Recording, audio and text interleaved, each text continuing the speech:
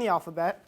I definitely didn't know if I couldn't pass anything up until that point, how was I going to survive? And the thing that scared me the most was my 8th grade math teacher. She's like, hey, you know, we push people on in middle school here, but in high school they don't do that. You fail. You got to redo it.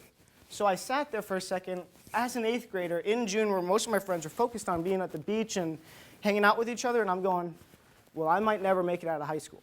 Like, that was my honest thought at like 14 years old. Like, I don't know if I'm going to make it out. How are we going to do this? Like, if you're going to fail and they're going to make you retake it, how are we going to do it?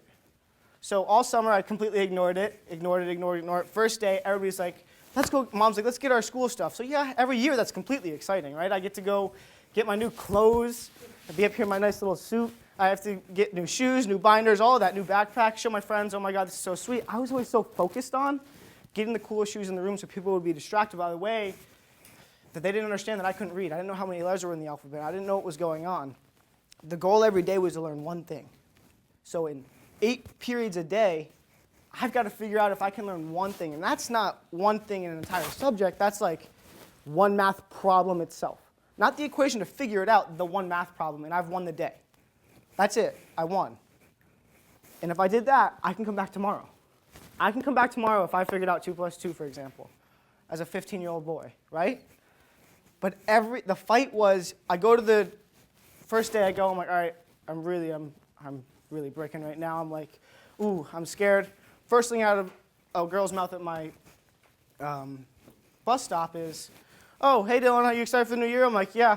And before we got on the bus, the first comment was like, yeah, well, that's okay. Dylan's an idiot. He's a stupid kid. So first impression, before I got to step into high school, I was already the stupid kid. How did that happen? So like, you know what? I get one math problem. I can go back tomorrow. I did that. I came back tomorrow. But the goal from each classroom was, can I hide enough? Or can I distract my peers enough where if I get to this next classroom without being called the stupid kid, that's a success, right? And freshman year was probably the worst year because we didn't know yet. I'm in high school. I'm known as the stupid kid. And I'm trying to sneak to class, either make my friends laugh, distracting the entire class and upsetting the teacher, or I am completely running to the class so nobody can say anything to me so I can sit down and hide in the back. But there's times in freshman year I heard, my mom's like, hey, you got 2 periods of science in a row, and then you got to go to social studies. And for a dyslexic, when you look at a page, a textbook, for example, sentences, if you stare at it long enough, they clump together and they kind of slide around. Everybody seen the intro of the Jetsons? There's that. And the letters inside of it flip. You stare at a book long enough for 1 period a day, and you're ready to see your lunch. You're going to throw up. You're dizzy. You don't know where you are. You feel sick. You want to go home. But that's period 1. I've got 8 more, and I got 2 periods of science.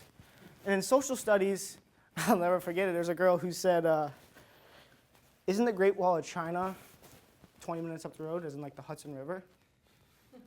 And the scariest part is I believed her. At 15 years old, I was like, that sounds right. What are you talking about? We're in New York. Great Wall of China. Right? So I was Xander